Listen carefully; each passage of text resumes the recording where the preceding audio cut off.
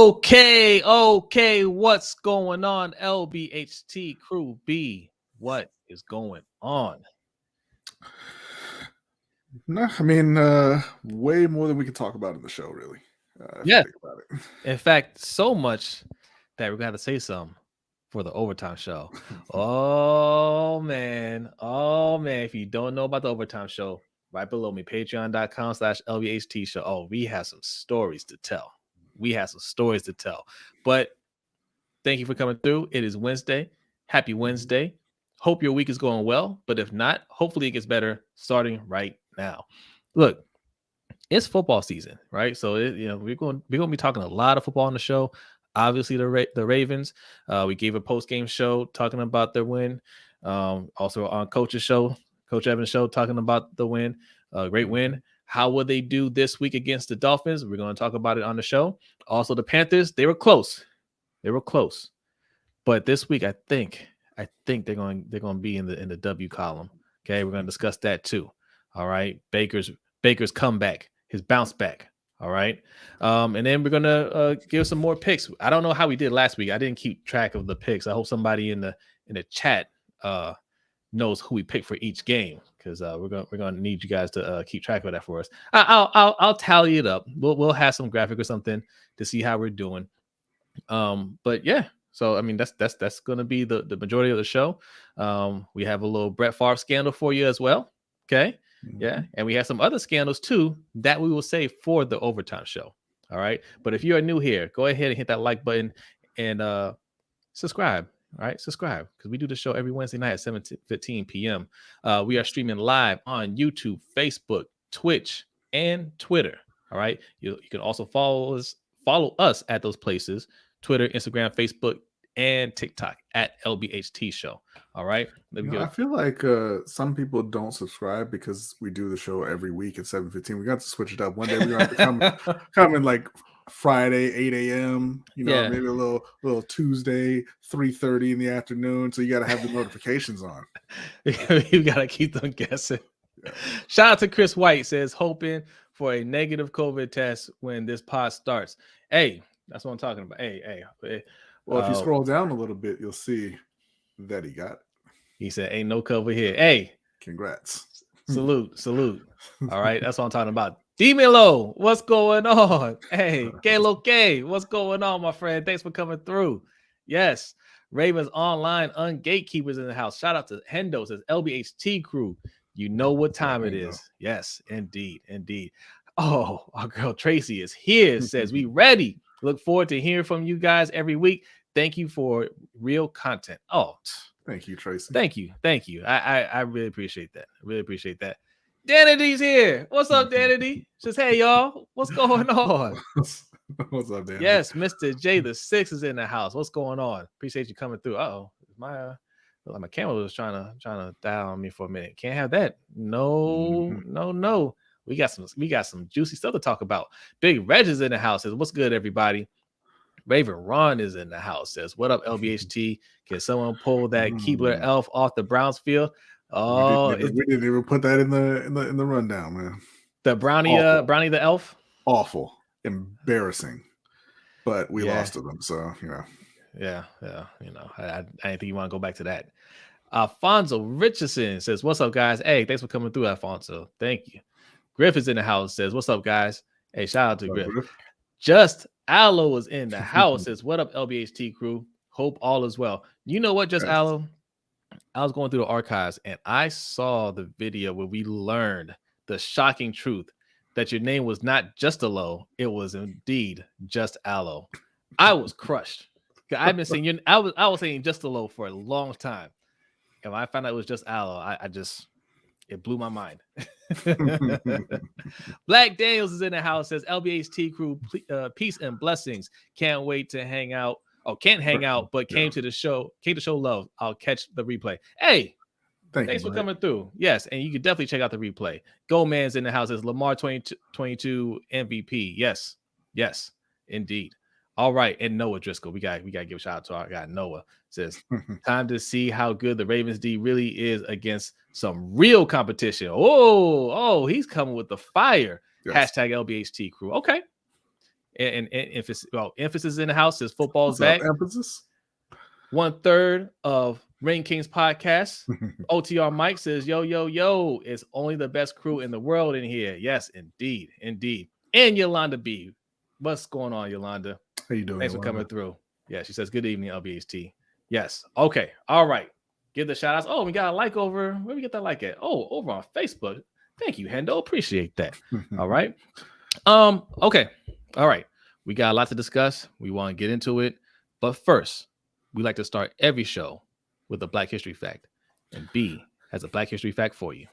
Yeah, so just going to talk a little bit about the way the military was integrated. Try to speed it up a little bit since the intro was extra long. I like that, by the way. We don't, longer the intro, less of the show. That's how I like to do it. But in the Civil War era, or leading up to the 1900s, Black people made up about a third, 20 to 30% of the armed forces in the U.S. At the beginning of the 1900s, that number dropped all the way down to about 1%. And Black people were not allowed in the Marine Corps or the Air Force at all. Leading up to and during World War I, the kind of thought among Black people was, hey, we don't want to, the quote, bargain with our loyalty from W.E.B. Du Bois, essentially saying, we want to show basically white people that we are loyal Americans, that we will fight for this country.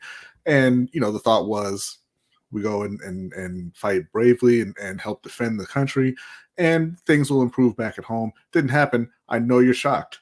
I am as well.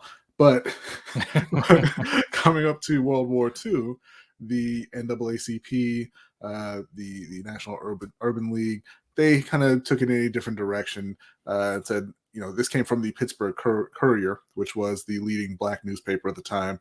The thought of the Double V campaign, which is victory abroad and victory at home, which was, hey, same kind of thought on the one side. Hey, we're going to be loyal to the United States. We're going to fight for our country. We're going to go out and serve, but we're not going to stop pushing for civil rights advancements at home. So that's kind of what happened. The military was still segregated, but we all know about several all-Black units that really rose to fame, the Red Tails, the Black Panthers, and whatnot. Following the war, we've talked about it extensively on this show, soldiers would come home and things were even worse.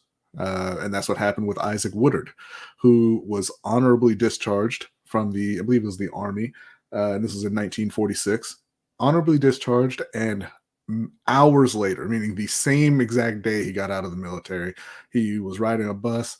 He asked the bus driver, hey, because they had made a stop, and he said, hey, do I have time to go to the bathroom? Bus driver kind of argued back and forth with him, but eventually he was like, yeah, go ahead, right? So he gets off the bus, goes to the bathroom, comes back, no problem. They make another stop, and the bus driver called the local police. The police come to the bus. They drag Isaac Woodard off of the bus, take him to an alley, and beat him relentlessly. And they started, repeatedly hit him in the eyes. They gouged his eyes out with their nightclubs, permanently blinded him. And the sheriff was put on trial. It was an all-white jury because Black people could not vote, so they could not be on juries. And he was acquitted. He was never punished, and Isaac Woodard was just blinded. He was fined. He was charged with public. He was being public, not drunkenness, but being disorderly in public. Yeah. And so what happened from there essentially was President Truman kind of decided to make civil rights a priority for the federal government, because he was kind of, they said, horrified by Isaac Woodard's story. And he, in 1948, went ahead and decided to end discrimination in the military and integrate the military, so there wasn't going to be any more segregation. That kind of doomed his political career. He lost a lot of support and was not able, or he could have, but he decided to not run again in 1952 because he just didn't have the support anymore at that point. But this was kind of the beginning of the civil rights movement that would come in the 50s and 60s. Began with those soldiers coming back and just experiencing much worse treatment than even before. And one of the prime examples of that was Isaac Woodard. And and to your point about Truman, basically like it hurt his political career. That's how it should be in this country. Like I don't believe that politics should be a career, right? I don't think you should have career long politicians, because that's how you get a lot of corruption, right? People start thinking about the careers and what they can get out of it more than what they can do for the people, right? So he saw something there that was unjust, and he didn't, I don't know if he knew at the time that was going to cost him his career or not, but I mean, he had to understand some implications of it, and he said, "Look, man, right is right. You don't get that anymore." Right? Yeah, you don't get that anymore. But yeah, damn good story. We always get some. You always give some great Black history facts. And also I want to take this time to give a shout out to One Mike History. We mentioned him before. We're gonna try to get him on the show one of these days. You want some real in-depth Black history facts? Go check out One Mike History. He's on YouTube. Go over there and subscribe. Tell him LBHT crew sent you. All right. yes. Okay. All right. Just Aloe says LBHT Supreme Team. Jose is the businessman. Brodny's the killer. You know it. Shout out to Davon, says hashtag LBHT crew. Hey, thanks for coming through, Davon. Appreciate it. Goldman says he's an Army brat. We're military brats too. Our parents were Navy. All right. So and our older brothers joined the Navy. I joined the Air Force. Our grandparents were Army. I think they all did Army. So yeah, I mean, the military runs deep in our family. So yeah. All right. Now let's get to a scandal. Yes. Talk about some more government scandals here. We got Brett Favre just having fun. Yeah. That's what Brett likes to do. Brett never does anything wrong. He's just out there, he's just a boy being a boy, right? He's just having a good time. And this was back in 2017, where Brett conspired to steal some welfare funds. Brett, who has made over $100 million playing football, Brett, who has a ton of sponsorships and everything, he said, you know what? Why don't I steal some money from some poor people? Yeah. And he conspired with the then governor of Mississippi and a good friend of the governor's wife to kind of divert some welfare funds from where they should be going into Brett's pockets, so that, well, not Brett's pockets.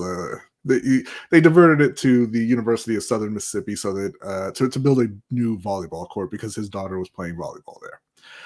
And of course, Brett. Oh, is that what it was? I was wondering. Yeah. I was like, what's so special about this volleyball court? Right. So yeah, he couldn't just write a check himself, even though he has the money. That's not the way that you do it. He went and stole somebody else's money, and he was texting. I'm sure a lot of people saw it. He was texting with the friend of the governor's wife. I just uploaded it. Uploaded it right here, and asked, if you were to pay me, is there any way the media can find out where it came from and how much? Now, it would seem to me that text in and of itself would blow a massive hole in his defense that he did not know where the money came from. Right. Because he seems very concerned that people will find out where the money came from. But that's been his defense. And also that he didn't know that there was anything wrong going on. Right. But the woman that he's texting there, she pled guilty to, I believe it was 13 felonies. I'd have to check on the exact number. But Brett and former governor, I believe it's Phil Bryant, have not been criminally charged. And Brett, they said the FBI went to talk to him, and they asked him one question, and that was the end of that. Yeah, the question was, "How you doing today?" Right. He said, doing all right, I guess. All right, Yeah. The question was, "Hey, can you sign this for me?" And then we'll be on our way. But yeah, Brett was, they diverted that money. Also, Brett was paid over $1 million for speeches that he did not actually give. Right. For that, he's paid back. They said about $600,000, a little more than $600,000 of that. Still owes a few $100,000. But yeah, Brett is a dirtbag, man. Like even more so than we already knew from his playing days.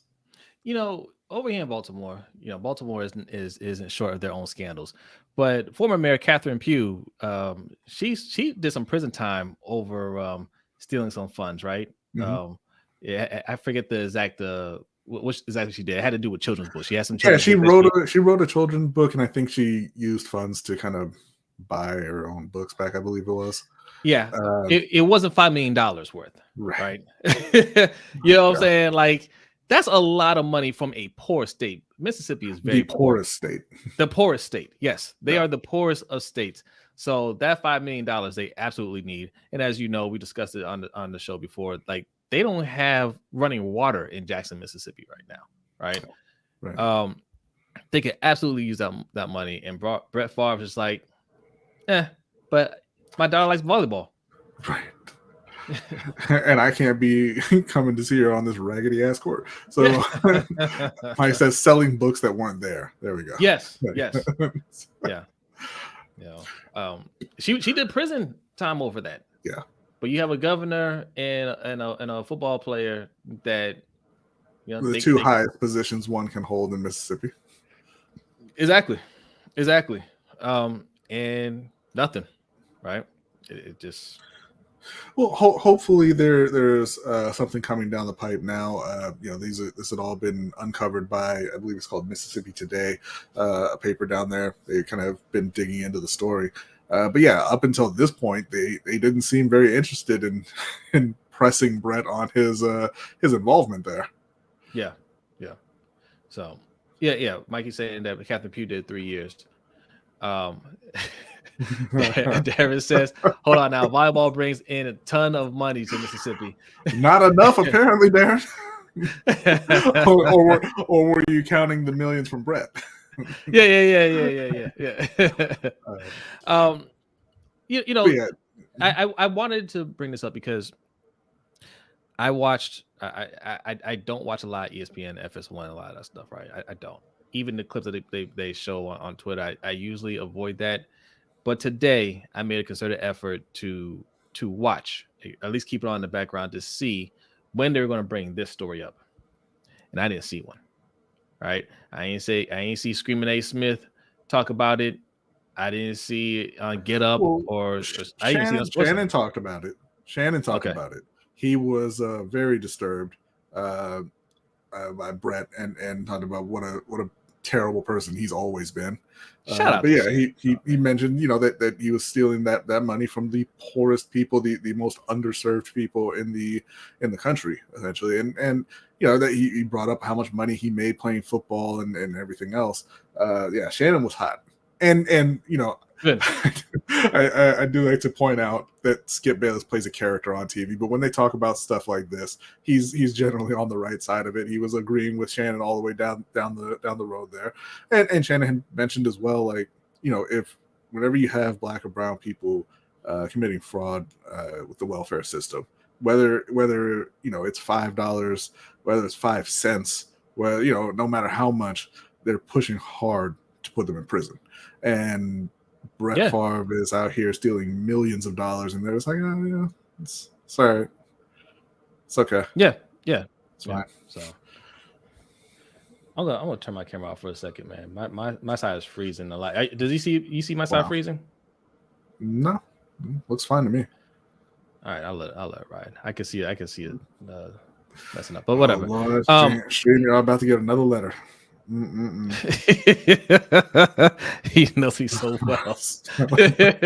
I'm typing as we speak. I hate you, StreamYard. I just want you to know this. That's not how you get things done. Guys, this is a weekly reminder. If you ever, and what's up, E? He says, "Hey, strike a pose." So if you ever see us promoting StreamYard, just know they paid us handsomely. Okay, yes. They paid us handsomely. I don't like StreamYard at all. I'm gonna get off of this thing as soon as possible. All right. But yeah, it's just I just don't see it covered nearly as much as the Deshaun Watson stuff. Now, what Deshaun Watson did was heinous, right? Allegedly. I'm gonna say allegedly. He definitely did something, right? Yeah. And it's disgusting, and people have a right to be upset. But Brett Favre did affected more people.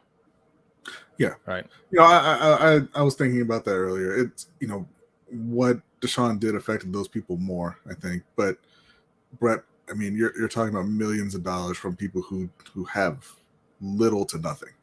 I want to say it's hard to quantify, right? Like, yes, right. there's a dollar amount, right? But $5 million to the poorest state. What does that mean? Yeah.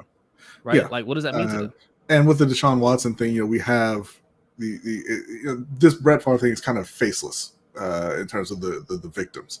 And the Deshaun Watson, you know who they are, you know their stories, you know exactly what happened, and it kind of sticks with you that way. With Brett Favre, it's just the number. You don't know who that money was going to. You don't know what happened to them when they didn't get it. But yeah, it definitely affected a larger number of people, and Brett he's gonna skate on this just like he did the sexually harassing that reporter, just like he did on abusing pain pills and everything. Like everything just slides off of Brett. Yeah. Most people don't even remember that when he played for the Jets. It's the Jets reporter. Yeah. Yep. He been trash. Okay. Mm-hmm. He's been a trash person. But you remember when his dad died and he played football? Yeah. Or he played in the snow. He was just having fun in the snow. Yeah. That's hero stuff right there. Yeah. Hero stuff. He'll probably cry at the podium. Hold on, let's see. I'll cut these comments. Mr. J says all those Wrangler jeans commercials, football contracts, and he still felt like he needed to swindle people. Yeah, that's what evil people do. Yeah. And the sad thing is, it's not even like he was just like, you know what, I'm just gonna do it, and I don't care. He was very concerned that people will find out. People just don't do it. You don't need to. Yeah, and Noah was saying Pat McAfee talked about it too. Shout out to Pat McAfee. Yes, thank you to those people in the mainstream. I mean, Pat McAfee, I guess he's considered mainstream. He's mainstream. He just signed with ESPN. Or did he? Yeah, I believe it's ESPN. Okay, but shout to anybody that's covered the story. And I was looking through ESPN today. I didn't see anything, and it didn't surprise me. I ain't seen anything about the Robert Sarver story either. We're gonna discuss that on the Overtime Show. I'll give you a quick teaser. Don't forget. Copperfit. Yes, Copperfit. Yes. I mean, that was the biggest scam going for a while. Listen. If anything smells like snake oil, you will see Brett Favre's face on it. All right. So, you hurt, wrap some copper around it. Oh man, he promoted the hell of that thing. I know he made them some money. But yes, no, important story to cover. Shout out to anybody that covered it, because I know this is something that they're not going to discuss nearly as much as the Deshaun Watson stuff, and it deserves just as much attention. Also, the Robert Sarver thing, the Phoenix Suns owner and Mercury owner suspended for a year from the NBA. That's all I'm going to say about that. We're going to say that for the Overtime Show. But now, are you ready? Are you guys ready for week 2? Ravens versus Dolphins. Yes. All right, guys. Week 1, we discussed it. They were a little sloppy, but they came out with the win. Lamar looked pretty good. Our guy Devin Duvernay stepped up. Salute, Devin. I have nothing bad to say about it. I just hope he keeps doing it.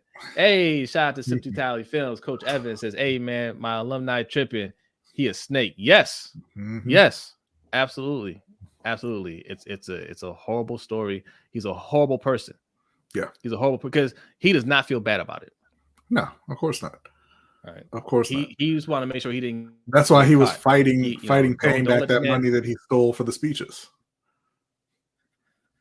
Yeah, absolutely. So no, don't let him off the hook. Don't let him off the hook. All right. So look, Noah ain't waiting, man. He says Tua going down. #8 is the way. #Duve is the truth. Noah. Now what you don't know is Noah's in our Discord, throwing a little shade at our guy, number 8. But look. No, wasn't he? I got you, Noah. Noah he's an emotional sports watcher, right? He gets caught up in the moment and he just says what he feels at the time, and then after the win, he calms down and everything is all good. I feel you, Noah. I was the same way. You should have seen me when the Ravens and Denver game, the Broncos game. Well, you were there. You saw me run up the stairs and run back down. Where Flacco threw that pass up to Jacoby Jones because he had gotten sacked the play before that. Because he tried to run. Well, he didn't sack. He got tackled. He tried to run. He got tackled. And I'm like, what are you doing? You know you can't. You can't do that, right? We don't have much time left. And then he stepped up into the pocket again. I thought he was trying to run again. And he threw it up. And I'm like, where are you throwing it? I'm yelling. And then Jacoby Jones came down with it and scored a touchdown. And I ran up the stairs. I couldn't contain myself. And I ran back down the stairs. And I fell on the floor. I couldn't believe it. I could not believe what I just saw. So I feel you, Noah. All this to say, I feel you. Okay. And look, I ain't scared of Dolphins, man. I'm not scared of them. You sound scared when you say it like that. I ain't scared. Tyreek Hill. So I didn't watch the game, but I was listening to the Dan LBHT Show. They're Miami based. They cover everything Miami. And man, I gotta tell you, man, like they were very underwhelmed by that game. I was looking at the score and I was like, man, you dominated Patriots pretty good. Now, no, the Patriots aren't what they used to be, but I don't think they're a slouch by any means. Right. But they said that Tua didn't look great. What? Yeah, I'm a little bit higher on Tua than most. All right, I'll admit. They say he didn't look great. Some of those plays could have been. Was he not the most accurate quarterback ever? He wasn't the most accurate quarterback ever. All right. Oh man. Whatever. I sound hurt by this. Who would have thought Tyreek would lie? him of all people. But their defense. I mean, the defense scored. I mean, they held the Patriots to what 7 points. So I mean, they're nothing to sleep on. They dominated us last year. Defensively. So we'll see what kind of adjustments we make this year. I heard Lamar and I heard Harbaugh talk about preparing for the zero blitz. I don't know how much they're going to do that this time around. It's a different coaching staff. All right.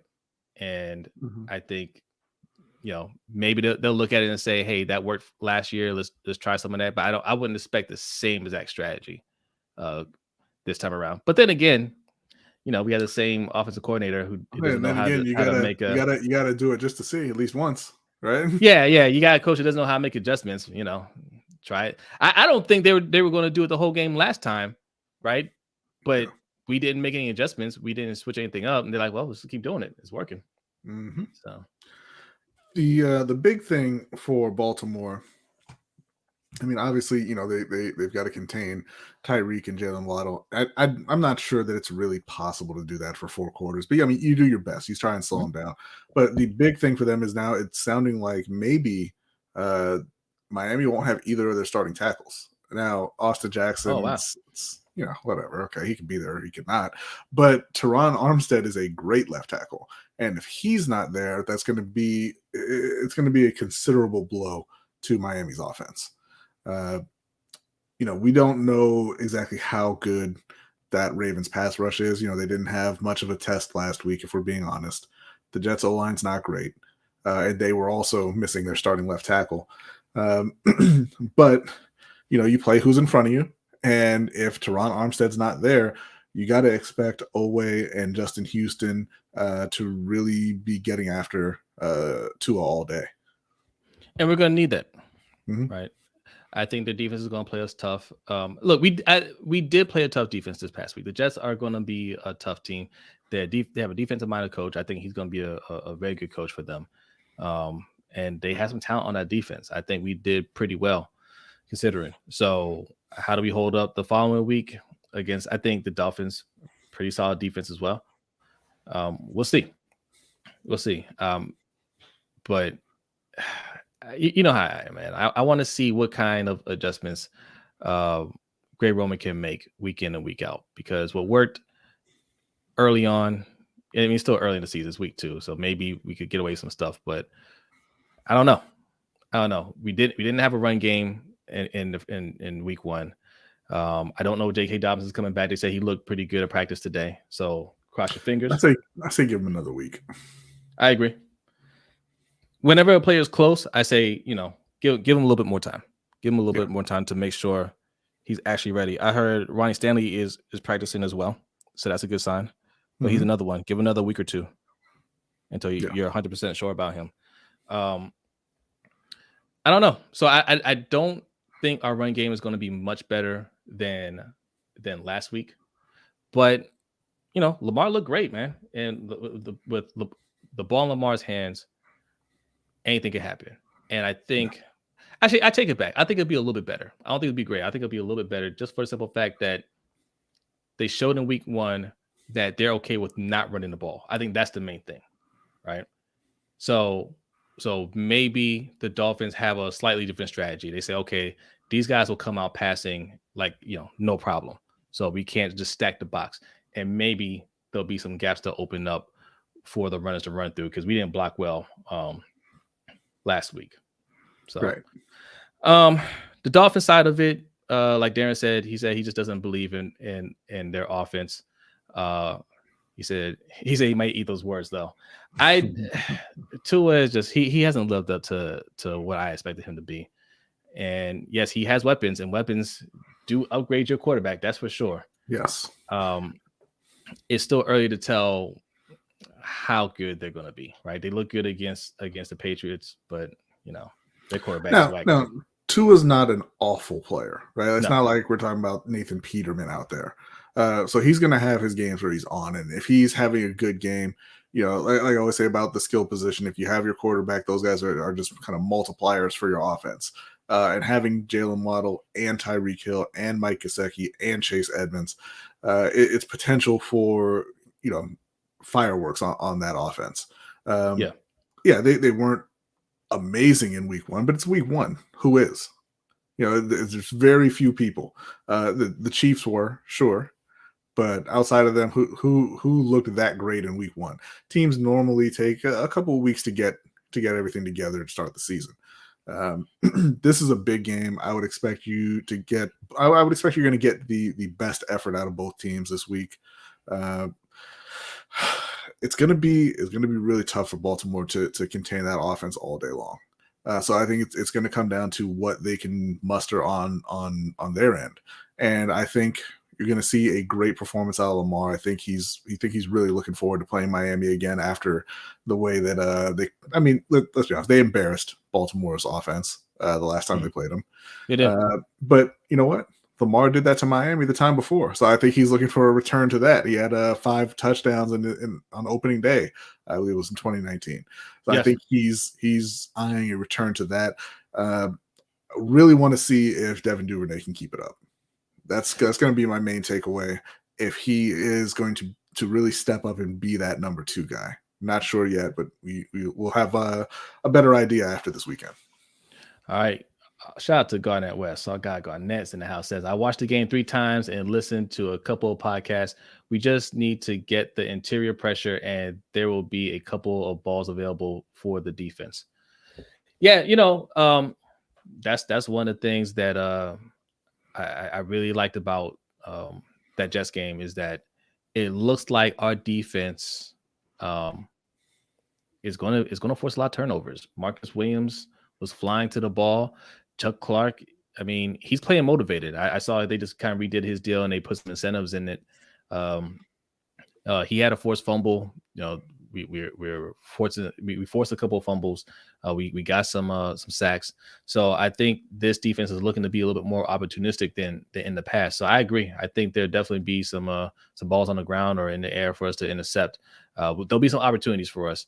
And also, I think Lamar, obviously, he's motivated too, and he's playing laser focused. I think he showed that in that first game. And yeah, man, I feel good about these type of games where it seems like both teams are kind of even. I feel good that we had the better quarterback. So I'm going to pick the Ravens to win this game. All right. The score, I think, is going to be fairly close. I'm going to say 24-17 Ravens. I don't know. I don't really trust the Ravens pass rush yet at this point. I don't trust that that's going to be an every week thing. I mean, like you said, they might be missing their tackles. They might be, but does that matter for Owe and Justin Houston? I mean, it should. We're But gonna get some Owe chatter in a second because listen, it's just week one. It was just week one, but it's week two now. He better start showing it. Yeah. He better start showing it. I think I've been pretty fair on Owe, wouldn't you say? Mm-hmm. For not liking the pick. I did not like the Owe pick. I don't have a problem with Owe. I just didn't like that pick. But there was a lot of talk about his 4.3 speed. There's a lot of talk about what he's going to do and how he could be better than Judon already and all this stuff. All right, man. I mean, there was somebody in here talking about Julius Peppers. Listen, I object. We're not going to discuss that. But let's talk about Judon, the person he replaced. I hope Owe has like a 15-year career. That's never going away. Never. I hope he has a better year than Julius Peppers. How about that?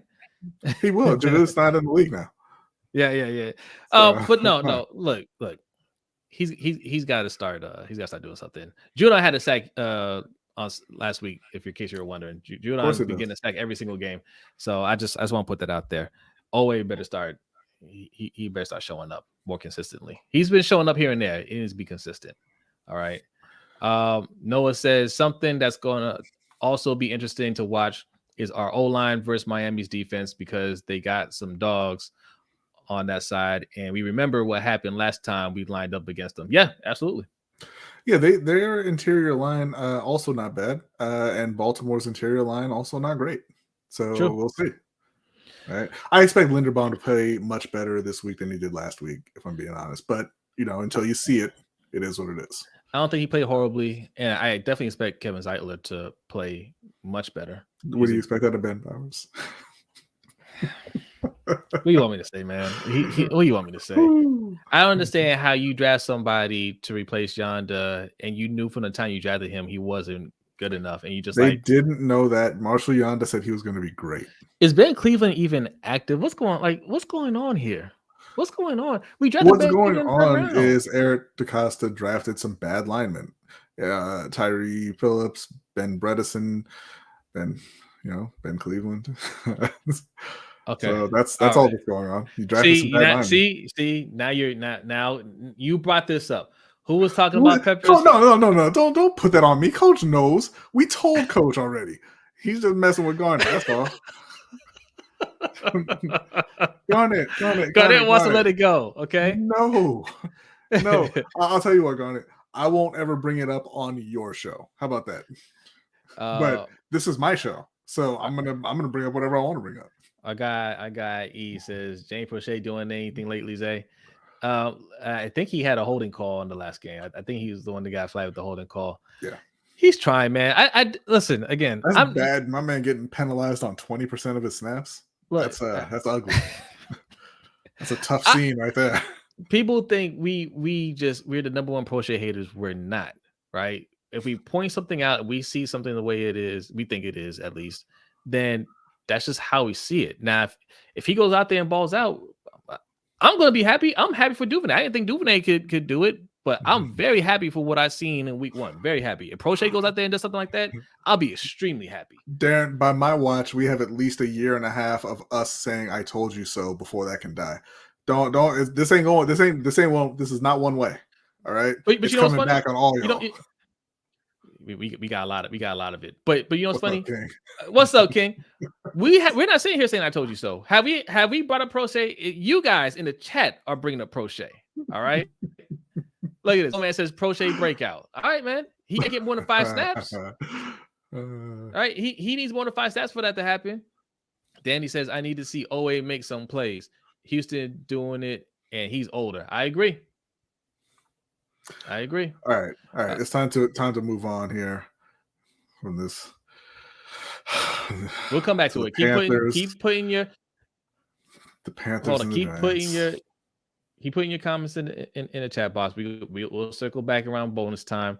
All right. We got B is so he's so like energetic about this. He's so pumped to discuss his Panthers here. Man. I don't like it. I don't like it. Look, we got 70 people in here. Go ahead and smash that like button. If you are new, go ahead and hit that subscribe button. All right. I promise you, my screen looks a lot better than this normally when StreamYard doesn't want to mess with me. They are messing with me today. Yes. If I just want to make sure, can you guys hear me okay though? Because it sounds Yeah. like I'm coming in a little choppy on my end. I mean, it goes a little choppy sometimes, but for the most part, it's fine. All right. Yeah, StreamYard, we got some beef. All right, B, take it away. Panthers versus Giants. Let's go. Let's get that W. All right, so Giants fans have been really feeling themselves because their running back that they drafted second overall actually showed up and played like he belonged on the field. That's great. He had a great game. He looked fantastic. He's Saquon. We all know he can play. Carolina's got one of those guys too. He's actually better than Saquon. Outside of that, both these teams are just massive dumpster fires. Now, what I will say for the Giants is they have a really, really good left tackle in Andrew Thomas, and they have what I believe is going to be a really good right tackle in Evan Neal. The interior of the line is trash. Carolina, on the other hand, I think they're going to have a good left tackle. He's not going up against Myles Garrett this week, so I'm expecting a much better game out of Ikwonu. Brady Christensen, we know he can play a bit. Taylor Moton, he's proven himself for years. Austin Corbett, he was a solid starter on a Super Bowl team. But then you have the middle of the line. Thank you, Coach. Then you have the middle of the line where they are inexplicably letting Pat Elflein snap the ball to Baker Mayfield, which resulted in 5 dropped snaps, 5 fumbles. I don't get that. What is going on with Bradley Bozeman? Y'all keep lying about your players. Is what's going on with Bradley Bozeman. He can't be worse than Pat Elflein. You keep saying that, oh, this guy is so good. Oh, EDC does it again. All your players suck. That's what happened. He can't. They leave Baltimore. Nobody wants them. They don't play. They're trash. That's what's going on with Bradley Bozeman. He's sitting behind Pat Elflein. I mean, I think he's still hurt. Okay. But that's what I thought. But no, so for this game, I mean, the Giants defense is not great. Kayvon Thibodeau is not looking like he's anywhere near ready to play yet.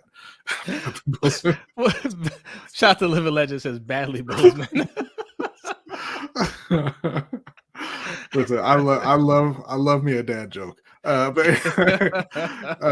Kayvon, he's not looking like he's ready to play. It's probably still a few weeks away at least. The Giants secondary is god awful. The rest of their defense isn't much better. I think that Carolina really needs to focus on getting Christian McCaffrey more involved than he was last week. He only had a couple carries in the first half. He ended up, I think it was like 30 yards rushing for the game last week. He was not a big part of the game plan at all. Right. And they need to change that. I know it's always this kind of back and forth of how much should they use him and versus, they want to, keep him fresh and not overwork him and all that. But you know what, if you're going to go out there and pretend you're trying to win games, give your best players the ball. Okay. They didn't get DJ Moore involved last week. They didn't get Christian McCaffrey involved. That needs to be their focus. Now, the defense for Carolina got absolutely shredded on the ground by Cleveland. So, obviously that's what Giants fans and Panthers fans are kind of expecting this week. I think that they'll have a much better game against the run. This is not Cleveland's O-line. And while Saquon is a great player, he's not backed up by another great running back in Kareem Hunt like Nick Chubb is, right? So they were dealing with high-end running back play all throughout the game. There was no break even when Nick Chubb was out of the game. Right. That's not the case in New York.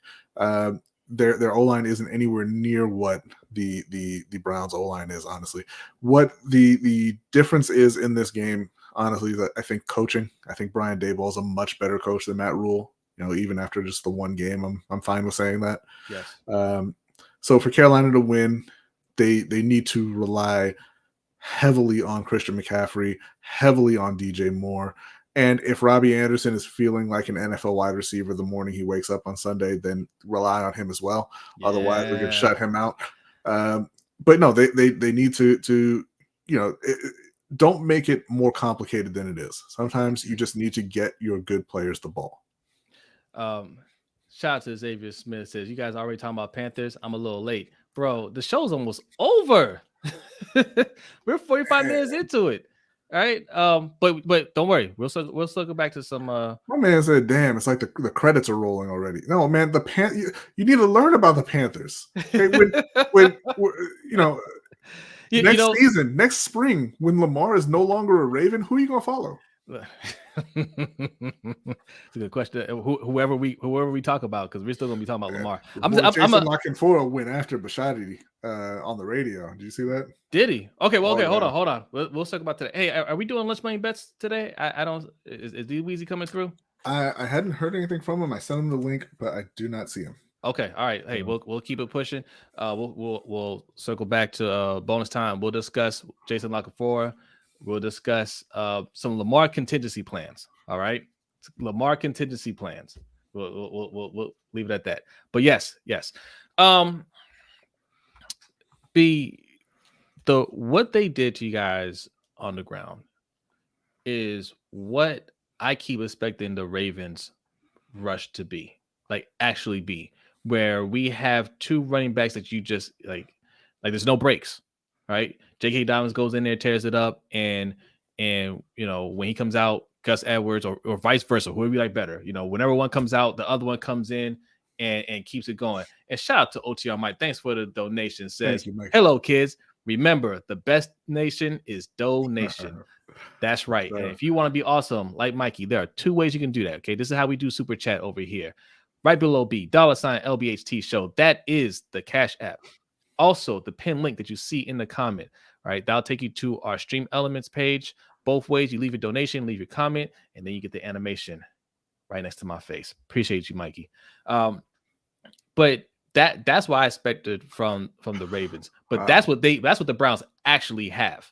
Yolanda getting mad at me. What'd you do? Yolanda says, "Stop it, Brodny. LJ is staying in Baltimore." I agree. Exclamation points in the angry face. I agree. Cool. I don't think he's leaving. But look. I don't think my house is going to burn down either, right? But sometimes, we got to have contingency plans. We got to have escape, exit routes and all that stuff. So the kids know how to get out of here. Okay. That's all I'm saying. Okay. You practice fire drills at school and at home. We practicing a fire drill here. Okay. We're practicing a fire drill. Everybody needs, I'm not saying we're abandoning the Ravens. I'm saying he's got nowhere to meet up. You know what I'm saying? So you can abandon them as a group. Yeah, but Jason Lockenfora, I mean, I'll just summarize what he said real quick. It was a long rant he went on. No, we were saying for the bonus time. Okay, because we still got to give our picks. I know I just realized you didn't give a score for the Ravens game. I didn't. I'm gonna give it during the picks. I gotta think about it. Okay. All right, Panthers. Okay. So the Panthers, like I said, they got to lean on McCaffrey. They got to lean on DJ Moore. Daniel Jones, like Garnet was saying about Tua, Daniel Jones he's gonna give you a couple, right? He's gonna give you a couple chances. Yes. I'm not at all scared of Kenny Golladay. Wan'Dale Robinson looks like he's not going to be playing. I'm not afraid of Sterling Shepard. I'm not afraid of Darius Slayton. Not afraid of whoever was it, David Sills. Like none of this is scary. I don't even, what was it, Bellinger they have at tight end? Like none of this is imposing at all. Now, that's not to say that Carolina is imposing. I'm just saying I'm not afraid of the Giants. So, get Christian McCaffrey up to speed, get DJ Moore rolling, and they should be able to put up points on New York. And they've got enough talent on the defense, even though it's young talent, it's inconsistent talent. They've got enough talent on the defense that they should be able to hold New York's offense. Because even if Saquon goes off, I mean, he's one guy, right? He's one guy. He went off last week and they scored 21 points. Yeah. So for this week, I'm taking Carolina. You guys might want to record this is going to be the last time in a while you hear me say those words. I'm taking Carolina, and I'm going to take them 27-20 over the Giants. Oh, so look, you guys, like you mentioned, you guys have a weapon of your own in Christian McCaffrey. I wish they would use him the way other teams use their weapons, but effectively, yeah. Yes. Saquon is back, guys. Saquon's going to have a monster year, I think. And I think he's going to have a monster game. But I think the Panthers defense is legit. I think they are going to force some turnovers. I think they're going to give New York a tough time. Baker is going to be very upset that he lost that game to the Browns. He's already hearing it. That chip on his shoulder is even bigger this week. Okay, so he's going to make up for it. He's going to make up for it. Look, Darren said it in here. I want to pull it up, Darren. I gotta find it. He said, B, what's your vibe on Baker? I thought he played as expected. A couple of plays, a pick, and an L. See, that's the type of motivation that dangerous Baker needs. Okay. Big Chip Baker. That's what I'm calling him. I told him in the Discord. I watched the last episode of Hard Knocks, and Eminem went to the facility, and I swore it was Baker. I swore. Like for the first 3 or 4 minutes that he was there, because like I wasn't really listening. And I was just watching him, and I was like, "Why is Baker at the? Are they doing joint practices? That's not a thing now." But no, it was Eminem. He just looks like my starting quarterback, which isn't great. Baker, my vibe on Baker is he's garbage as a player, and I don't really expect it to get much better. He is what he is. Wow. Oh, and shout out to Failures No Options for subscribing to the channel. Thank you. Failures No Option 80. Thank you so much for subscribing to the channel. Yeah, make sure you hit that subscribe button. Appreciate it. I did just get word D Weezy's having some technical difficulties, so there won't be any lunch money bets tonight. But that's all right. He'll be back next week, and we'll just keep it rolling here. If you gambling degenerates need your fix, and I know you do, you go over to Backyard Action Media. All right, subscribe to his channel, where he's giving daily or every other day videos. What? No, go ahead. So he may not be here right now, but he's here in spirit, and he's always there on YouTube. He's there in our Discord channel, yes. Which you can find on patreon.com/LBHT Show. All right, and we'll talk more about that in a second. But let's finish up this score. My score, 24-14, Panthers. Baker throws for 3 touchdowns. 2 of them go to Christian McCaffrey. One goes to Robbie Anderson because for whatever reason, Matt Rule does not know how to actually get DJ Moore the ball in the end zone. He can get him the ball all the way up to that point, but once they get close to the end zone, it's like I don't know what to do here. To be fair, that was a problem for DJ before Matt Rule got there. He scores like 4 touchdowns a year. It's all right. It's fine. He's one of the best in the league. I think he's going to break out of that this year, though. I really do. Okay. I really do. 24-14. 24-14. Okay. Panthers. Yeah. Okay. That's pretty optimistic on the defense. But I did remember something that I wanted to bring up while you were just talking there. And it was that this is for the chat. I haven't not the entire chat, but certain members of the chat. I haven't gotten an update on the Orioles in a while. How are they doing? Oh no. I remember no. when they were winning a lot.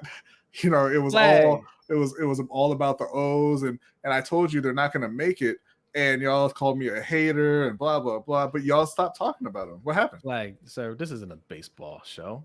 How dare you? No, but it's always an I told you so show. Wow. Petty B strikes again. Petty B. I'm sorry that I'm right. Mikey, we're going to read some of these comments. Mikey says, Robbie Anderson is available in the LBHT Keeper League. Just saying. Oh, here we go. Oh, is he, Mike? What about Brandon Ayuk? How about that? Low blow, bro. Low blow. Okay. That's what he says. You know what, Davon? Stop hashtagging. Hashtag Petty B. Right. That's right. Get it going. Hashtag Petty B. No, okay. No. It's a moratorium on Davon creating hashtags. Right? Let's see. Noah says at some point the chip on your shoulder don't mean bleep if you can't go out and get things done. He gonna get it done this week, Noah. Exactly, Noah. And he can't. Hendo says 15-14 Panthers. Is that 5 field goals, Hendo? Or not even 5, but that. yeah, that's 5 field. Yeah. Is that what that is? It's all 24 to Saquon and 20 to Baker. Okay, all right. King says 24. Disrespecting 20 CMC. Saquon's team. Goldman says Lamar's mom, Felicia's agent, is of the decade. Yeah, I agree. We're gonna talk about that in a second. DeAndre Thomas says 24-10 Giants. Wow. Oh, now you mad that somebody picked them to lose? Well, I mean, they just scored 24 last week. Living They Legend just says did that. Living Legend says 23-20 Panthers. Thank you, Living. And that's all we have. But we have a surprise last minute visit from our man D Weezy from Lunch Money Best. You gotta give us a quick rundown. Because we're not doing 2 hours. Hashtag no 2 hours today. Yeah, just make sure everybody can hear me. Yes. All right, yeah, just quick technical difficulties. All right, so just to run through from my NL plays this week, we have the Carolina game. They are -2 and no, I believe they're +2.5. The Giants are favored in that game. Let me double check real fast. Just make sure I don't tell y'all nothing wrong. All right, so yes, going to the Carolina Panther game, I'm gonna have to take the Panthers +2 because this could be a very close game. And honestly, I can't say what we can expect out of either team. Going on to Baltimore versus Miami, I'm gonna have to ride with Miami. Main concern there being Baltimore's secondary versus the wide receivers of Miami. Mm-hmm. As we have another something I'll be on, Philadelphia -2 against Minnesota. I think this spread should be larger. I think Minnesota shocked some people, and that's why we see this number as low as it is at the moment. And the same with the Tampa Bay Bucks versus the New Orleans Saints. It's only -2.5 for the Tampa Bay Bucks. And I don't think the Saints are a good enough team to keep that score close enough. All right. And real quick, tell everybody where they can find you, D Weezy. Yes, y'all can get at me at Backyard Action Media, where I'm constantly dropping betting plays and information in just a variety of sports. You can sign up at patreon.com/BAM news and get exclusive betting content only available to Patreon members. All right. Appreciate you. We're going to see you in a few minutes. Yeah, because we got overtime show and we got some stories to discuss. Yes, indeed. So, hey, thank you for coming through. I knew you experienced some technical difficulties, but you toughed through it and you made it to the show. So we appreciate you, and we will see you soon, my friend. Everybody take care out there. All right. Yes. Now, look, listen. I see what you guys are saying in here, right? Hendo says we haven't even hit an hour. Yolanda is co-signing that. All right, listen. We're almost at an hour. I know how you guys like to do. You like to keep us talking well past the hour. This is an hour show. Maybe an hour, 10 minutes, hour, 15 minutes with the bonus time, right? Right. Bonus time is going to be starting close to on time. Close. I say close because, we gotta pay some bills around here. We gotta let you guys know where you can go and support us. That's what's happening right now. But look, we structured some things for the overtime show, right? In the past, it was a lot of fun. It's still gonna be a lot of fun, but it was more of just us and the LBHT crew just hanging out on camera and then just discuss whatever came to mind. Now it's a little bit more structured. It's going to be like an extra LBHT show to some extent because we have two topics that we wanted to discuss that we knew we weren't going to have time to discuss on the main show. That's going to be on the overtime show. Yeah. All right. Just to give a little teaser of what those topics are for this evening, we've got the despicable owner of the Phoenix Suns, Robert Farve, and the league's reaction and the punishment that came down. And then we've got, I'm not even going to tell you what the story's about. Just put it on the screen. It's no. I'm not. I was going to say it's wireless vibrating anal beads is the feature in that story. It is a sports story. It is a sports story.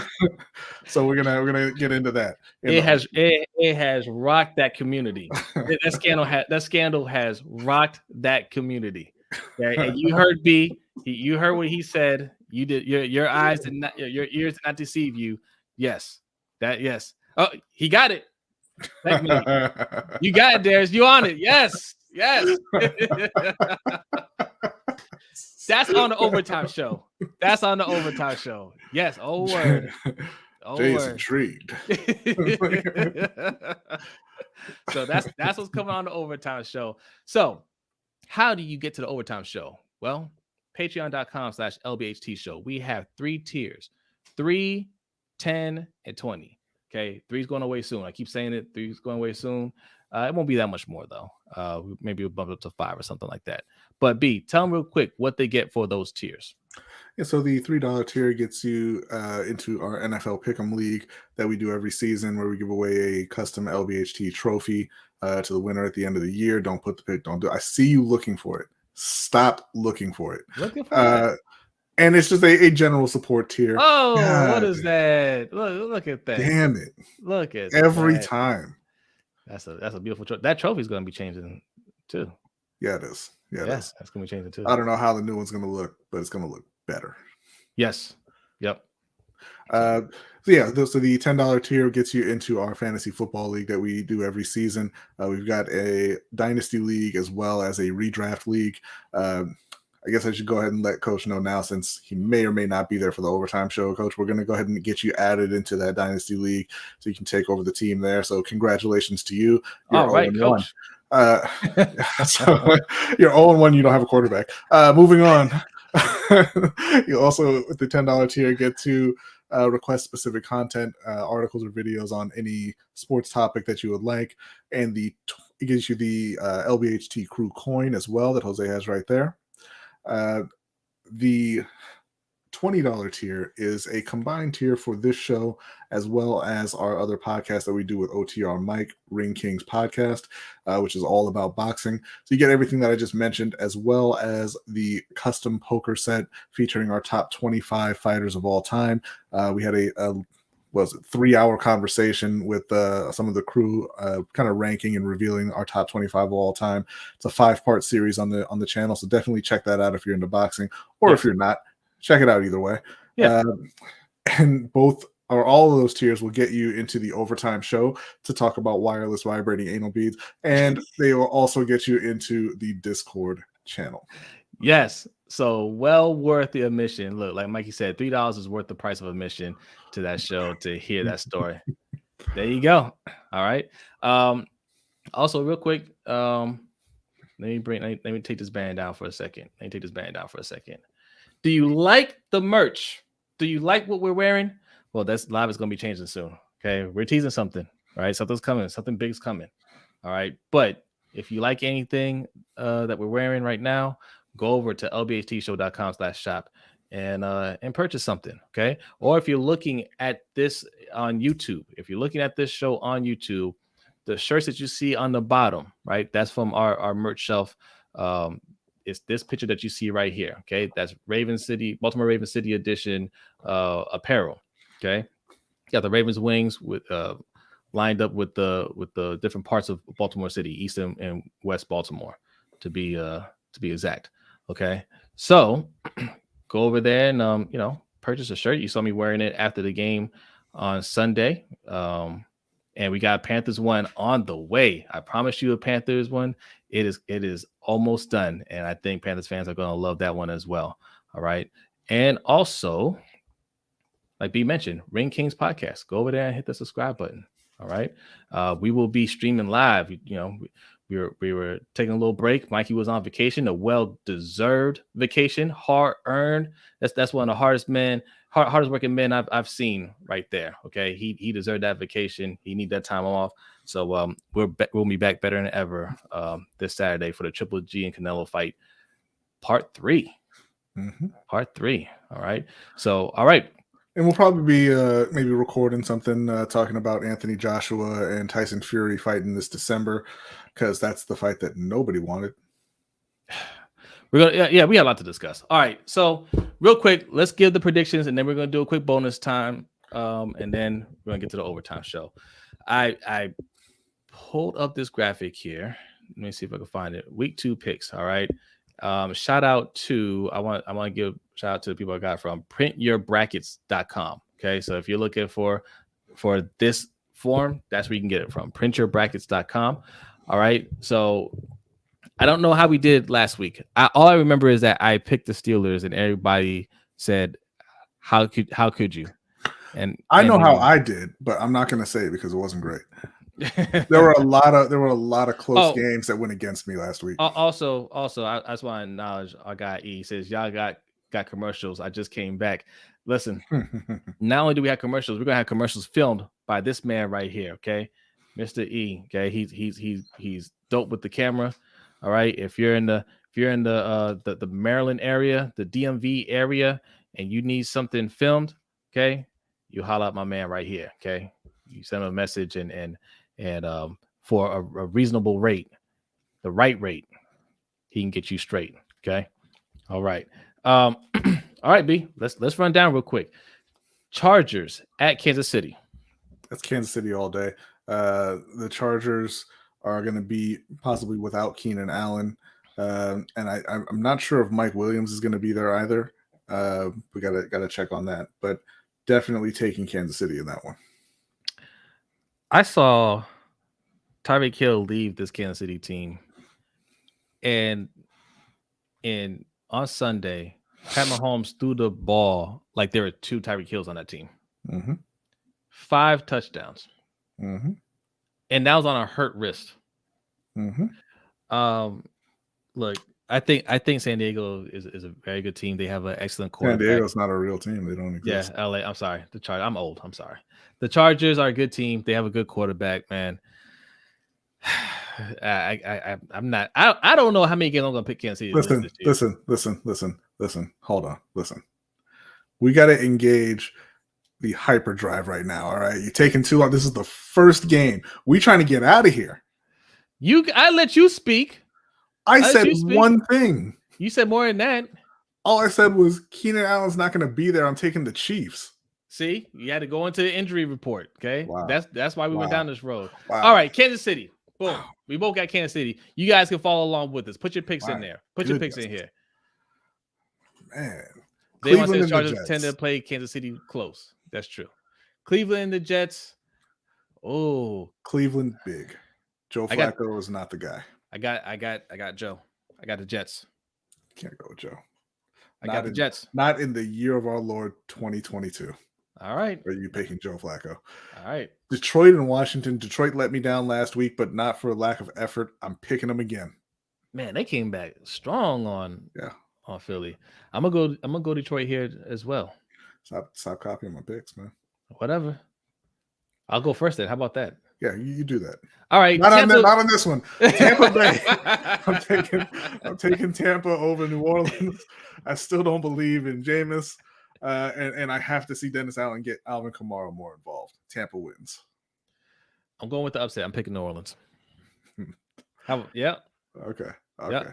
I think we already picked this one. I got Carolina over the Giants. See, Danny agrees. Yeah, we both got Carolina over the Giants. New England and Pittsburgh is interesting because New England's not good, but also Pittsburgh's not good.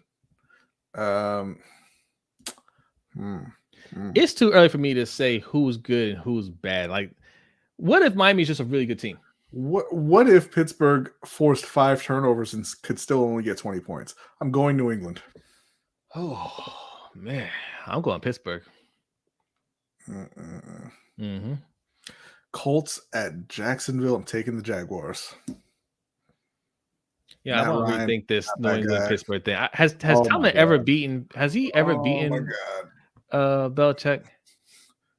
I'm sure he has. I'm quite sure that he has. All right, I'll stick with Pittsburgh. I got the Colts over Jacksonville. Yeah, Matt Ryan ain't it. Miami at Baltimore. So I didn't pick this one yet. I am going to pick the Baltimore Ravens.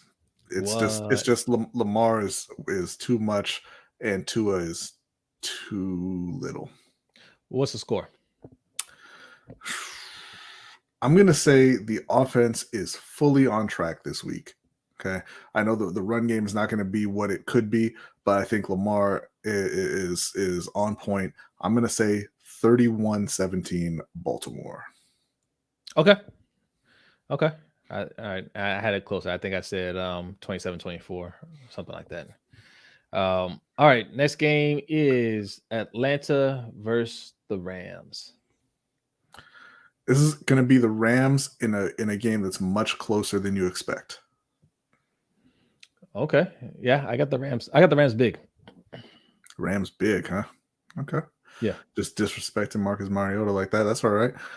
Seattle at San Francisco. Seattle with the resurgent Geno Smith. They wrote him off, but he ain't right back, Jose. He ain't right back. He said return to sender. They're gonna lose this week though. I'm taking San Francisco. San Francisco looked bad last week, man. They did look bad in a storm. They'll be fine this week. And it's at home. I'm going San Francisco as well. Cincinnati at Dallas. Sorry, Dallas, you're done. It's Cincinnati.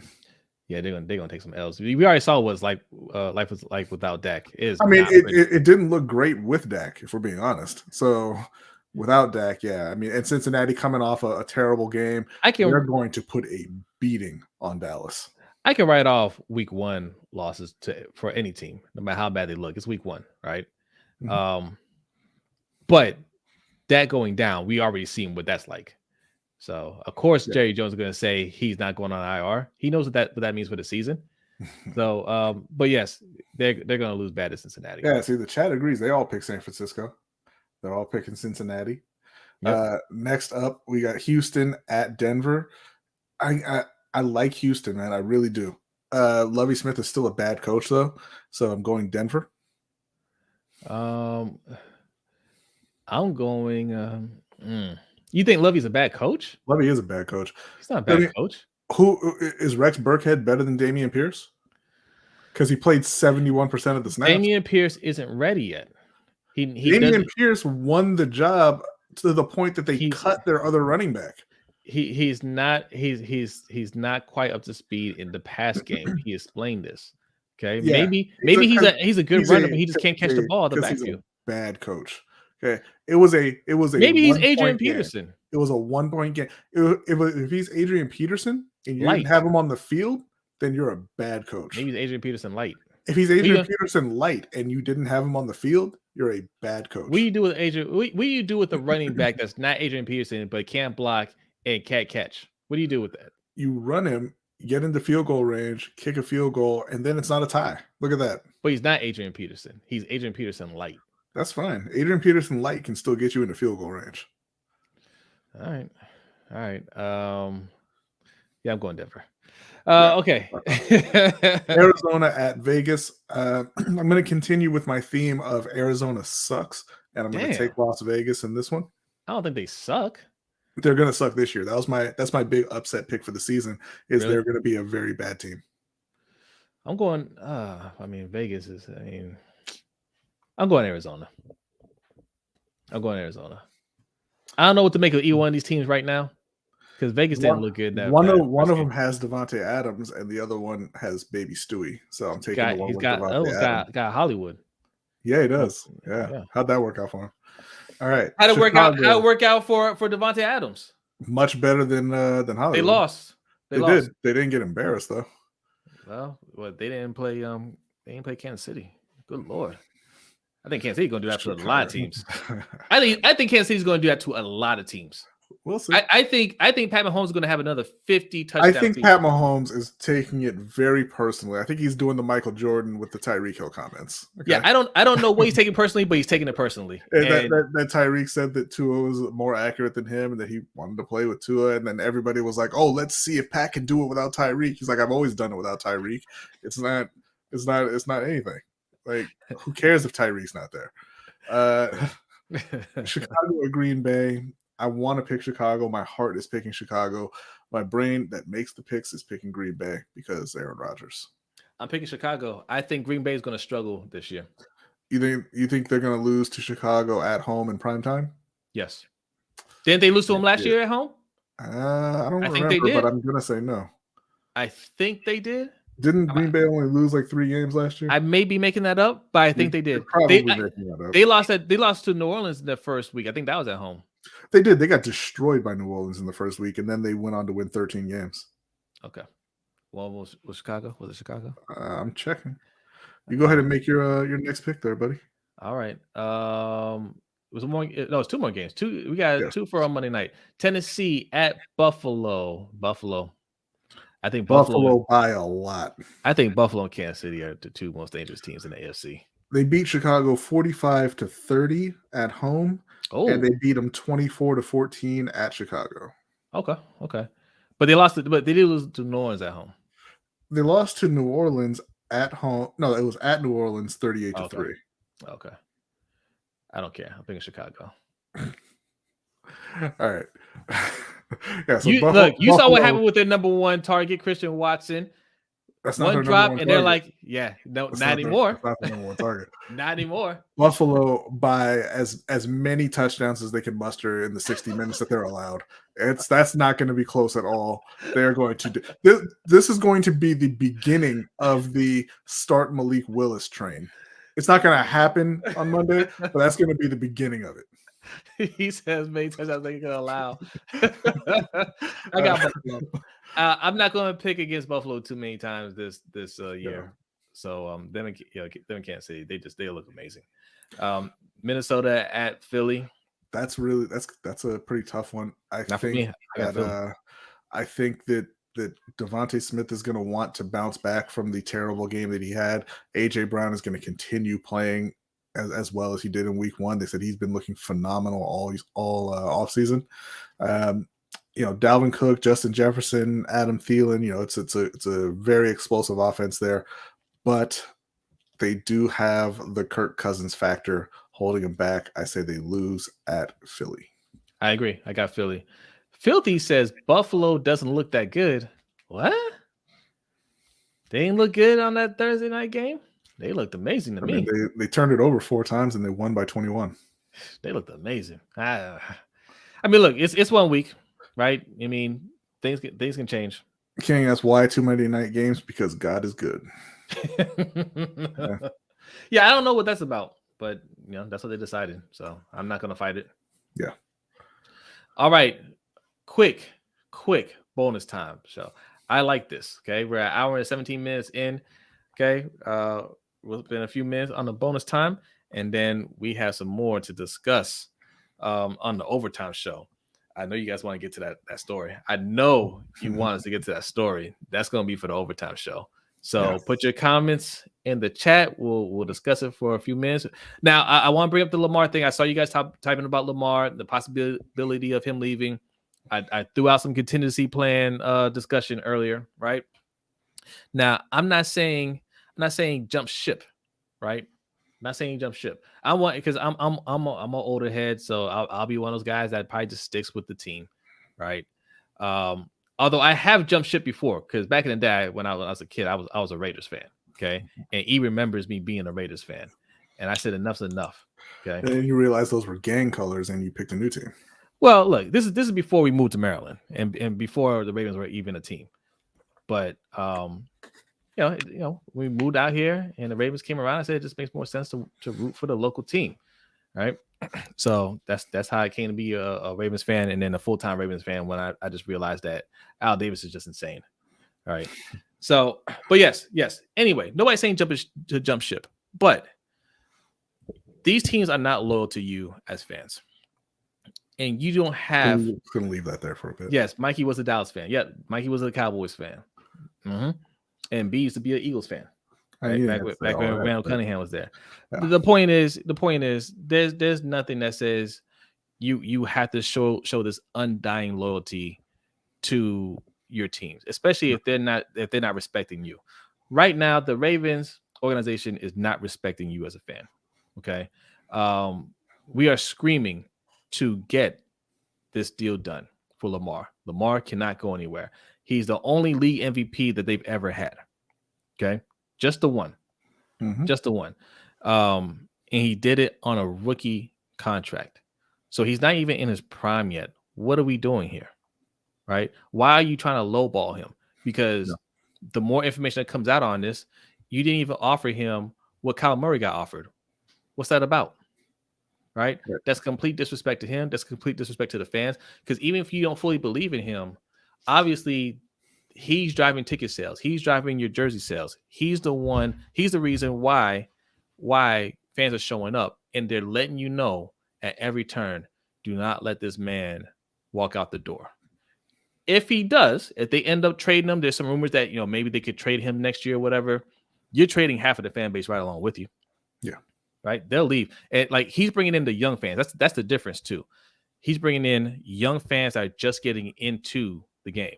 It's nothing for them to say, oh, well, you trade him over here. I'll go root for him over here, right? Mm-hmm. This show, right? Even though, look, I know we're labeled a Ravens and Panthers channel. We discuss both teams a lot. We discuss sports. And, wherever he goes, we're going to discuss Lamar too, right? We'll still give you the Ravens and Panthers. But I suspect that a lot of you will want to hear more about Lamar wherever he goes, whether it's here or elsewhere. So I'm just saying, I'm not saying jump ship. I'm just saying, like, don't feel like you have to support this. This is exactly why we criticize the team. You don't feel like you have to support bad moves by your team. She says, call me kangaroo because my loyalty will not be the same. Hey, I hear you, Danity. Just Al says, I will follow Lamar wherever he goes. Yeah. Mm-hmm. Yeah, that's what got me to stop rooting for the Eagles is their disrespect to a great quarterback in Randall Cunningham. Didn't like it, picked a new team. And this is what Jason Lockenfora was talking about. Basically, Steve Bisciotti not coming around to the new reality of paying quarterbacks. And he just kind of went off on a rant there and saying how embarrassing it was that he wouldn't pay Lamar. But the question that I have is for all the people who think that, oh, there's no, he's not leaving. There's no way he's going to leave. What is going to change Bisciotti's mind between now and next spring if he's not willing to offer more than even what Kyler Murray got? Because Lamar said himself that the full guarantees in the offer that he turned down was between 160 and 180. That's less than what Kyler Murray got. It's either, at best, it's $9.5 million less than Kyler Murray. At worst, it's almost $30 million less than Kyler Murray. Now, Yes. If he's not willing to offer more than Kyler Murray got right now, right before the season, with all of this attention and all of this pressure from fans, what is it that's going to make him come around and have a change of heart before next spring? He knows what the outcome is going to be. He knows that it's going to cost more next spring, not less. It's not going to be the same. It's not going to be less. He knows it's going to be more. And he knows he's going to have to franchise him, and that's going to be roughly twice as much as you're paying him right now. And that's all hitting the cap at once. So what is it that's going to make him stop and say, you know what? I'm not going to go down that route. I'm going to give him what he's asking for. The only thing I can think of is before they get to that decision, especially if they make the playoffs, right? His team, you got Sashi Brown, who's the VP of operations now, or whatever his title is now, right? Intervention by Sashi Brown coming in and saying, listen, here are the numbers, right? Here are the numbers with Lamar Jackson, right? These are the ticket sales. This is your jersey sales. This is like everything that he's doing for the team financially. If we let him go, this is what we project it to be, significantly less, right? That might be the one thing to snap him out of his mindset of, I want it my way because I want things my way. When he sees money going out his pocket, he might say, all right, we'll go ahead and pay it. We'll go ahead and pay it. Because again, this is not Bisciotti's money that we're talking about. This is the player's money. Mm-hmm. So giving him this money doesn't affect his pockets unless he wants to give him a bigger signing bonus or whatever, right? Yeah. So it's not really affecting Bisciotti. He's enjoying all the benefits of Lamar being here. And I think it has nothing to do with money. It's got to be something else because he didn't have this issue with Flacco. Well, I mean, they did. They didn't want to pay Flacco until the Super Bowl. But he paid it. Mm-hmm. And when it came time to pay it, he paid it. So is it one of those things where maybe it's a superstitious thing? Maybe, hey, I dangle that carrot out and maybe that gives us the best chance of winning a Super Bowl this year. And Bisciotti got a lot of money. He's got a lot of money. Yeah, Filthy says, I don't think Bisciotti got money like the other owners. Bisciotti is worth, I looked it up before. I want to say it's like $9 billion or something like that. Bisciotti is extremely wealthy. He's extremely wealthy. He could pay Lamar's contract out of pocket like it's lunch. Okay. So it's $6.4 billion. Okay. $6.4 billion. That's his net worth. Do you know how much $6 billion is? It's not even money that you can spend. It's not even real. You can't go and withdraw $6 billion from a bank. You can't withdraw $1 billion from a bank.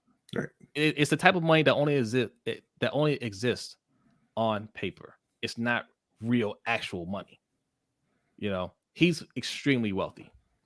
When you talk about generational wealth, whenever these reporters are talking about generational wealth when it comes to Lamar's contract, that's not generational wealth.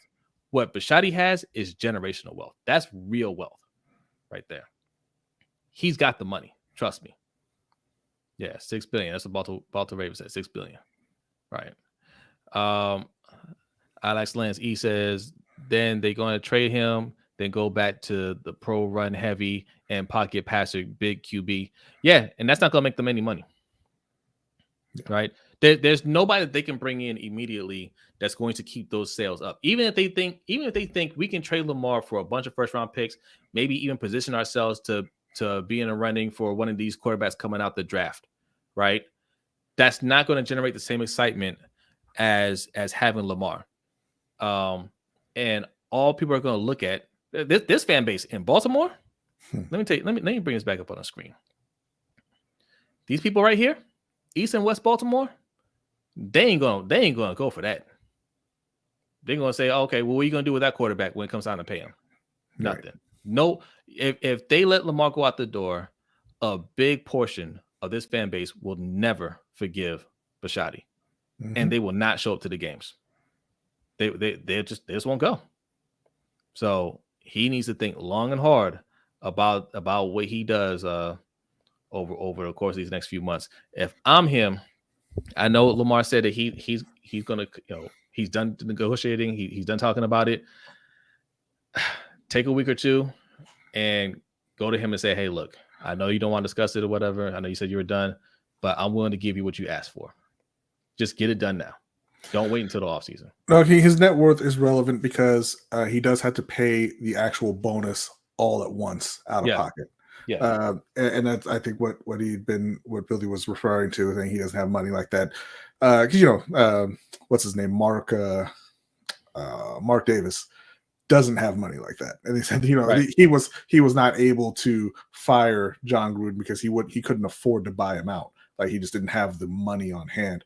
The owners have to pay out that money immediately when you sign a contract. The signing bonus has to go out immediately. Yeah. The rest of it, is just going to be, his yearly salary is just going to be revenue sharing. But he does have to pay the signing bonus immediately. Yeah. Yeah, just how it says it right here, right?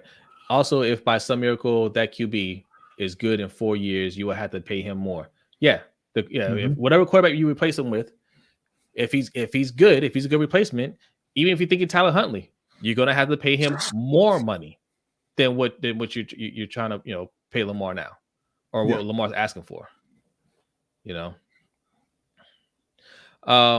Filthy kind of touches on what we were discussing a second ago. He says it's really the white Ravens fans that don't want Lamar to get paid, and Bisciotti seems to agree. Listen, there is a racial element to it, right? This is a segregated city. I think a lot of what you see in media, the narrative that's kind of spun out there, a certain fan base, subscribes to that, and the other side does not, and that's why you see a lot of that, going back and forth on social media, because yes, you have a black quarterback in this city. It's very polarizing. They rally behind him. He has inserted himself in this city, man. Like they love him. You see him driving around Baltimore. He's going to all these neighborhoods and just chilling with the people. They love him. They're not going to just let him go like that. They're not going to let Bisciotti get away with that. And it's funny because where I saw the Jason La Canfora rant was on Twitter, right? And we talk about it here, and everybody kind of agrees that they should pay Lamar, right? And if you go into a lot of Ravens YouTube, with black creators, you'll hear they need to pay Lamar. Yeah. And when I saw that rant, it was tweeted out by, I want to say, Tony Lombardi, from Russell Street something like that. And the way he framed it was, the radio station should be embarrassed that they had Jason La Canfora on there talking like that.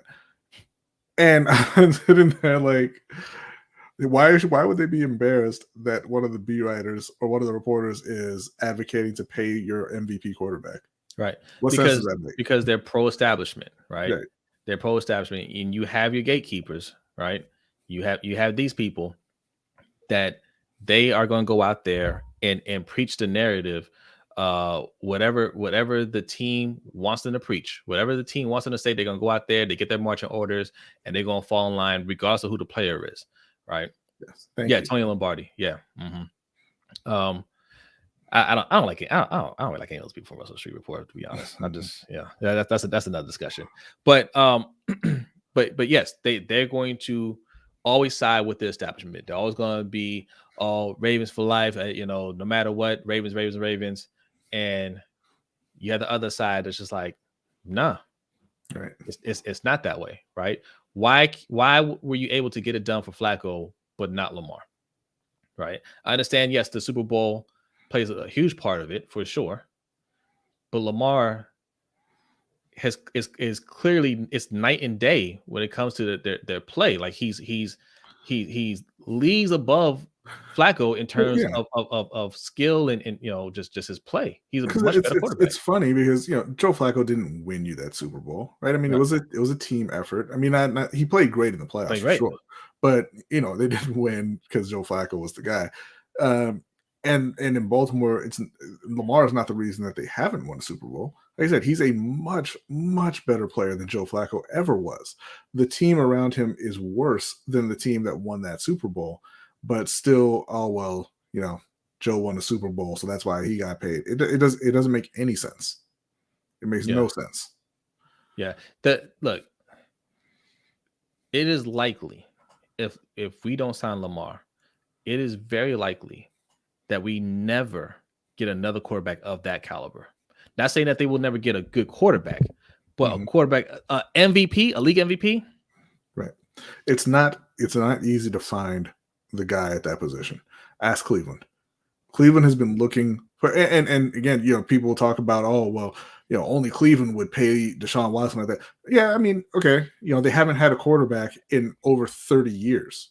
Which isn't true because there are other teams that were in that bidding war, so it wasn't. And Minnesota already did it years ago with Kirk Cousins, but it took them over 30 years to find a franchise quarterback, and they thought it was Baker, and you saw that go south, right? Yeah, ask the Jets, ask the Cowboys how long it took them to find a quarterback after Troy Aikman, and how they didn't want to go through that again after Tony Romo. Yeah, it is not easy, and Baltimore is playing with fire right now. Because there could just come a point where Lamar says, you know what, no, I don't want to negotiate with you anymore. Period. Regardless, I just want out. Yeah. And what are you going to do then? Yeah. Big Red says, I blame Bucky Brooks for when he said we could just consistently look to replace QBs with the next guy coming out of college. Bucky just talking out the side of his mouth, man. Like, that doesn't even make any sense. So how are you going to do that when, especially our team is always picking towards the bottom? Yeah. So you just get any quarterback? Any quarterback will suffice, right? Like, that's not going to, this is not going to work. That doesn't make any sense. And even if you're picking at the top, sometimes, some years you just have bad quarterbacks. So what happens that year when you do get to pick at the top? Because look, if they don't get somebody to immediately replace Lamar and they just roll with Tyler Huntley, you're going to be picking at the top, right? I love Tyler Huntley. He's a backup quarterback, though. He's not a starting quarterback. We'll lose a lot of games. He showed you that last year. So we're picking at the top, not next year, the year after, right? So we go into next season and go Lamar with Tyler Huntley, and in 2024 we're picking at the top. What quarterback is there? Right, CJ Stroud is in the league now. What's the other kid's name?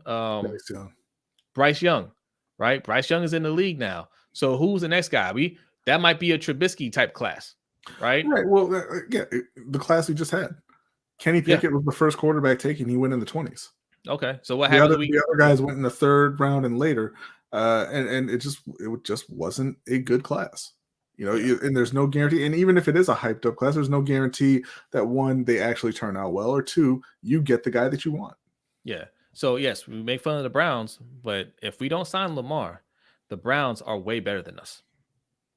They might be better than us now, if we're being honest, when Deshaun Watson comes back and he gets up to speed. They have a very good team, right? Hold on.